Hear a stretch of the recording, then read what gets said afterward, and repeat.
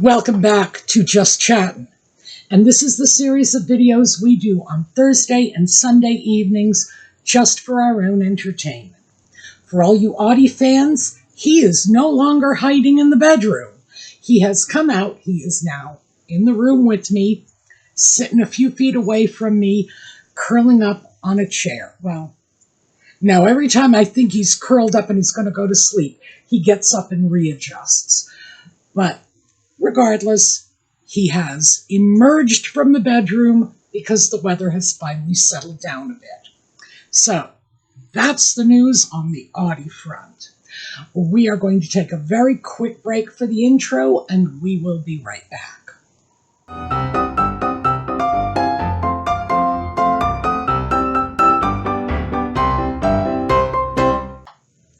So, I recently came across an article that I wanted to discuss with you.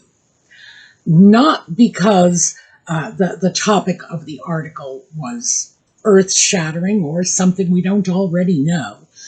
The big quote that came out of this article is that Nutmeg and the sock puppet are wildly unhappy. Well, anybody who looks at Harry is going to be able to figure that out in 30 seconds. And meanwhile, Nutmeg is scrambling around like a rodent on a hamster wheel, trying to figure out what her next move is going to be, because everything she's touched has turned to crap right in front of her. Everything has failed. And now they're looking for something new, and they are miserable. Interesting, but it's not something we haven't heard dozens of times. I've talked about that on the channel repeatedly over the last couple of months. I do believe this is the beginning of the end, and they are circling the drain. So if that's not what's so significant about this, what is? Well, for starters, the person who wrote the article, and that is Dan Wakeford. Now, let me apologize in advance, because as I have been going through this information in my head, I have been reading that out as Dan Wakeford, which I'm sure is some kind of weird Freudian slip. But I have been screwing up on that a lot, so let me apologize in advance if I do. And Dan Wakeford is formerly the editor of People magazine and formerly the editor of Us Weekly.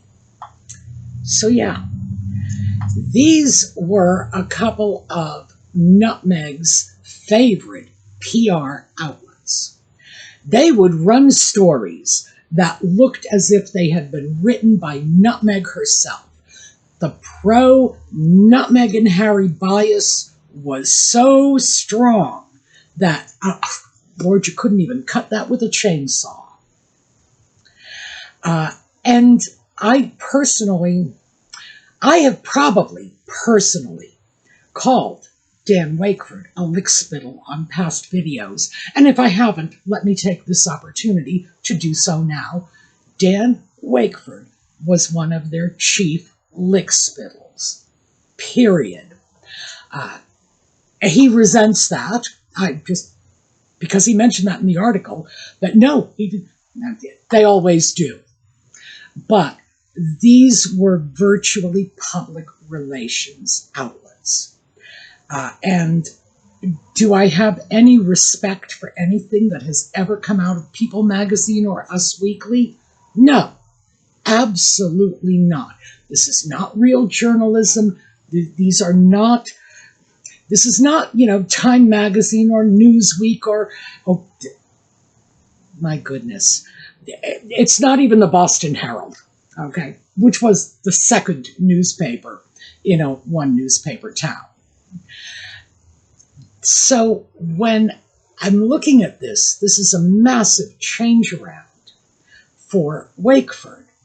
And I think what that tells us is we are seeing a shift in that mainstream media coverage, that people who formerly considered them like the darlings of whatever social media are now revising that. And the other interesting thing I found in this article was Wakeford's analysis of their rise and fall, because he is in the perfect position to have recognized what was going on, to have understood it, and Lord knows he played his own part in it, even though it looks like he's trying to wash his hands of that now. But he certainly did play his own part of that. That's something that we should talk about. Because according to Wakeford, when a celebrity, and I'm using that term loosely, arrives on the scene in a peak moment, their celebrity, their notoriety is at its height. Everyone is dropping offers in their laps. It's happened with Nutmeg and the Sock Puppet. They fled the UK because of the evil, racist British royal family and the evil, racist British public and the evil, racist media that hounded them. You know the story. We all do. We've heard it a million times. Mostly from Nutmeg and the Sock Puppet themselves, but we've certainly heard it from People magazine too. And they land in California and the deals are just falling to them. Everybody wants a piece of the action. And the reason for this, of course, is public interest is high at this point. Now, things are going well initially. Harry signs a fabulous book deal. Nutmeg got a ridiculous piece of foolishness that, frankly, would have embarrassed a third grader published when she took The Bench out and said, here, look at this beautiful poem I wrote. And my goodness, I've literally seen better work coming from the pen of great schoolers. It was almost like anything they did was going to sell. The Netflix docu-series sold. Netflix paid them money for it. Netflix got a lot of money in return. The Oprah interview got fabulous viewership. So, and we know that most of what was presented in the Netflix docudrama and the Oprah interview in Spare was self-serving. Much of it was not accurate, not factually accurate.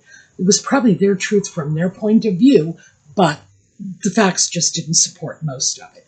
People were paying for it. It was out there. And then the celebrity cools. According to Wakeford, this is just part of the pattern. Hot, hot, hot. But as he said in the article, at that moment when those deals are coming, the clock has started ticking.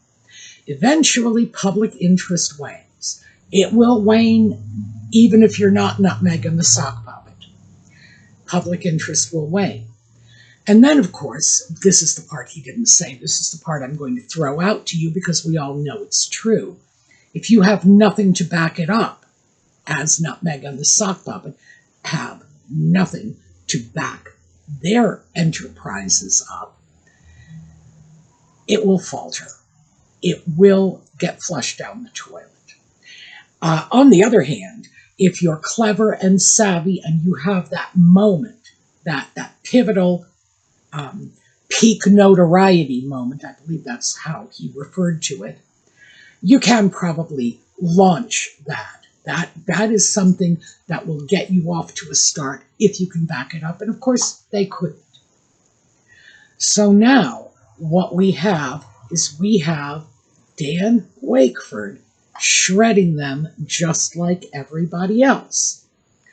There is a rich, rich irony in this because he is citing 5 anonymous sources for this article. And these are allegedly sources within the Sussex camp. And the Sussex camp has shot back saying, well, you're not naming your sources.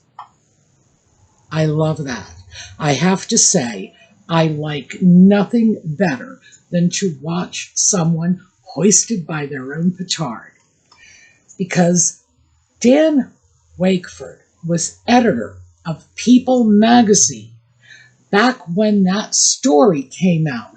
5 of Nutmeg's nearest and dearest friends, you remember them, Nutmeg, Nutmeg, Nutmeg, Nutmeg, and Nutmeg, had released sections of that letter she wrote to her father, and People published it, quotes out of context from the letter, and describing it as an overture of peace, her efforts to placate her father, sweet little Nutmeg, evil Tom Markle.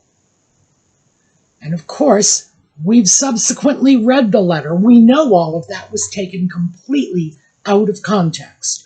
We know that letter was vicious, and that it's a miracle they even got 5 little quotes they could take out of context to make it look like she was trying to work things out with her daddy. Oh, please. Now, when Wakeford published that article, they never named those 5 sources, but that was perfectly fine with the Sussex camp. The same guy is able to cite 5 anonymous sources for an article that absolutely destroyed a man's life. That's fine. But when he then cites sources, again, 5 anonymous sources that the Sussex camp don't like, oh well, now it's all crap. Now you don't have to believe it because they're anonymous sources. I do find the irony delicious. This guy also was editor of Us Weekly during the period when those articles were coming out about Nutmeg being a dictator in high heels, and it was Us Weekly that published the article where her staff claps back. Oh no, she is Mother Teresa incarnate. You go to her house and she fixes you delightful little things for lunch. And, and you're watching her like scrubbing the floors on her hands and knees. And it was absurd, some of the things her staff was saying about her. By the way, they didn't actually say she was scrubbing the floor on her hands and knees. That's my own spin on it. But they certainly were making it sound like she was everything, from Mother Teresa to, chief cook and bottle washer. I like the fact that he is getting clapback on this, mostly because he's done the same thing for the Sussex camp when it suited them, and now that it doesn't suit them, he's getting a taste of what other people got. So let me just quickly shoot back to the People magazine, because I did want to say this. He did comment on that in the article, that it was well researched. And that, my antenna went up. I know research. He published excerpts from a letter from 5 people that were unnamed, claiming this was a letter Nutmeg had written and sent her father. I would expect a first-year graduate research student to be asking, first and foremost, has anybody spoken to Tom Markle to actually get his take on this? Did he get the letter? Did he perceive this in the same context? Will he make the letter with the full context available? I don't think People magazine did that. I don't think they even bothered to confirm if Tom had received the letter, thereby forcing Tom to release the letter because it was completely out of context and was making him look very bad. So that was the chain of dominoes that eventually led to some poor old guy in his 80s, alone in a hospital bed in the Philippines, missing half his leg. Just saying, we need to put some perspective on this, and I want to make sure that if any of you are feeling sorry for poor Dan Wakeford, with the Sussex camp attacking him, just remember, he was on the other side of that coin not all that long ago. So, what do I think of all of this? Well, first of all, Wakeford is right. Nutmeg and the Sock Puppet came over. The social media buzz was high when they arrived. It was naturally going to de-escalate. It was going to go down. It always does. People would lose interest. They would move on. Does that mean that they are not in any way personally responsible for the disaster that has become their lives? Absolutely not. Most people would have taken an opportunity like that and made something of it. Or, at the very minimum, not exploited it as viciously as Nutmeg and the Sock Puppet did. But still. So, do I see that? Yes. I'm glad that he pointed out the fact that it was inevitable. I'm glad the article dealt with this rise and fall being the natural order of celebrity in the world of social media. I think the thing he did not stress is that celebrity can come in waves and bursts for movie stars, rock stars. Your celebrity is high when you're releasing an album or a movie. It drops, then you release the next movie, it's back up again.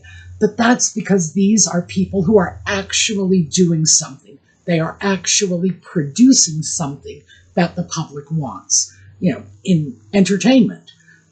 Nutmeg and the Sock Puppet are producing a great deal of entertainment, but I don't think it's exactly the kind of entertainment the public wants.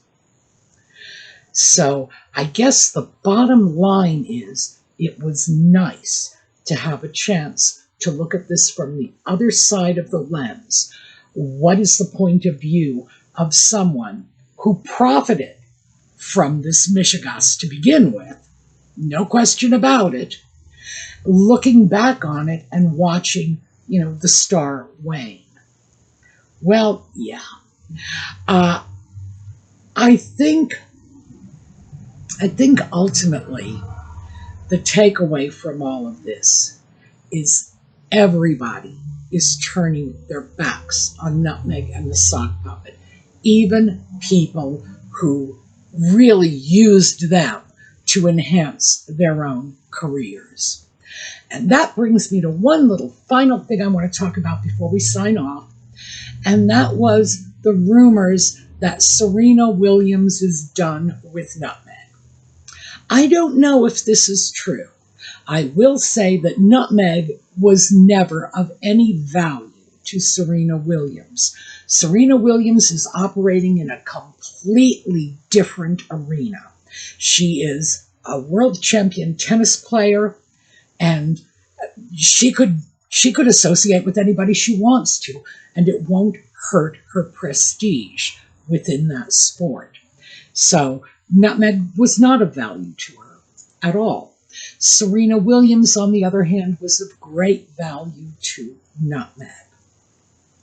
But recently, of course, Serena put out a little video after having received some of Nutmeg's as-ever chocolates, saying that she didn't really like chocolates, and showing this box of jumbled chocolates. I don't know how many chocolates were allegedly in the box originally, but I would assume very few for a very high price tag. It just looked awful. And Serena Williams saying, "Oh, isn't this great? I got chocolates." Well, I don't really like chocolates. I don't think that did Nutmeg any good.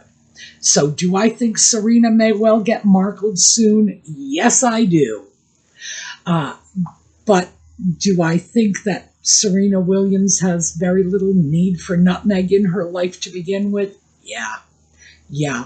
I think she is one of the few people who might actually consider it a good thing to be markled. So that is what I have for you. We are going to take a look at a slideshow on the way out. I hope to see you all again next time. And in the meanwhile, have a terrific day.